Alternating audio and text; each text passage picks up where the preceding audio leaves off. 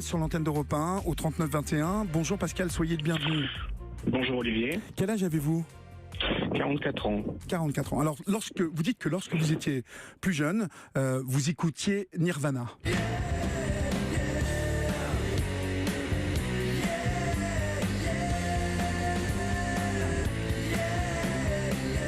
Kurt Cobain, le leader de Nirvana, avait été diagnostiqué maniaco-dépressif. Comment avez-vous fait le lien avec les troubles bipolaires qui vous concernaient, vous ?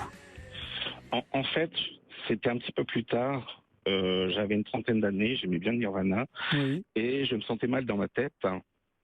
Donc j'aimais bien cette musique. Mhm. Et j'aimais bien le titre Lithium. J'ai cherché Lithium sur Google en espérant trouver la musique. Et puis je suis tombé sur Wikipédia et j'avais plusieurs définitions pour Lithium, dont Lithium, un médicament pour Les troubles de l'humeur. les troubles de l'humeur. En lisant, je suis tombé sur troubles bipolaires et ça m'a correspondu parfaitement à ce que je ressentais. Donc, je me suis auto-diagnostiqué, si je me permets d'utiliser Ouais. ce terme, Mhm. bipolaire, tout du moins. Ce qui est déconseillé, on le verra avec le docteur Masson, mais de toute façon en 2010, alors que vous habitiez en Belgique, vous avez fait un burn-out. Ça a été l'élément déclencheur de tous vos symptômes, ce burn-out ? Oui, ça a été la phase maniaque, en fait, Oui. telle qu'elle est décrite dans les troubles bipolaires. Donc là, c'est les psychiatres qui m'ont diagnostiqué. D'accord. Moi, j'avais dans la tête le mot trouble bipolaire. Oui. Je pensais être touché par cette pathologie, mais j'avais pas encore été réellement diagnostiqué. Mhm. Après le diagnostic, un traitement a été mis en place. Et quel traitement finalement, puisque vous aviez pensé au lithium, vous étiez même allé chercher la définition de ce mot. Donc le lithium qui a été le premier médicament, depuis il y a pas mal de traitements, comme nous le disait le docteur Masson, selon les types de bipolarité. Mais quel traitement vous a-t-on donné ?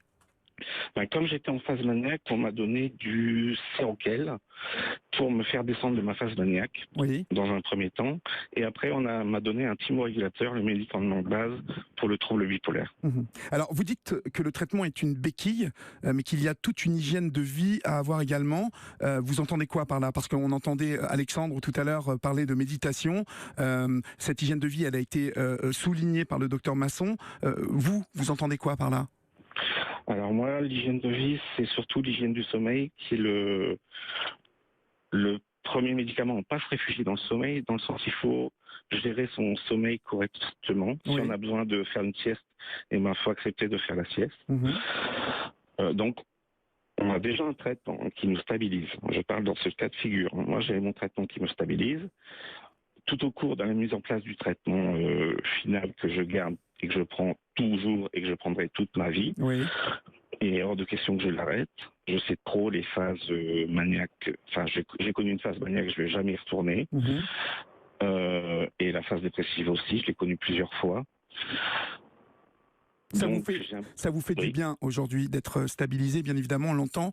On entend aussi que vous ne voulez jamais arrêter ce traitement. Aujourd'hui, vous êtes même le secrétaire de l'association Étoile Bipolaire.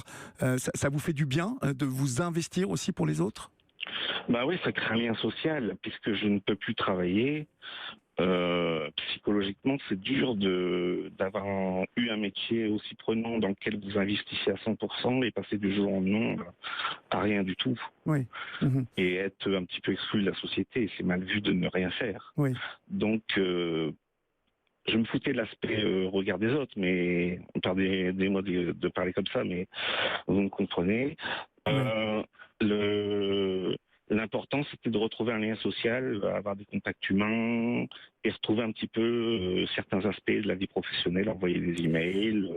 Et c'est ce que vous avez retrouvé, Pascal, en étant, je le rappelle, secrétaire de l'association Étoile Bipolaire, qu'on peut trouver facilement sur Internet. Mille merci pour votre témoignage. Dans un instant, nous accueillerons Marie-Christine et Janine. Marie-Christine qui est psychologue du travail et bipolaire, et Janine qui vit avec une bipolaire depuis 18 ans. Et il y a Sandrine qui témoigne sur le groupe de l'émission, sur la page Facebook d'Europe 1. Comment vivre avec des troubles bipolaires? Eh bien, faire au mieux, prendre les petits cachets, être entouré. Je suis bipolaire, mais je suis maman, femme, amie, comme tout le monde. Mais mes émotions, parfois, me submergent. Europe 1. Vous êtes atteint de troubles bipolaires, vous êtes enjoué, puis triste, calme et tout à coup irritable. Venez nous raconter votre histoire, votre quotidien au 39 21. Olivier Delacroix sur Europe 1.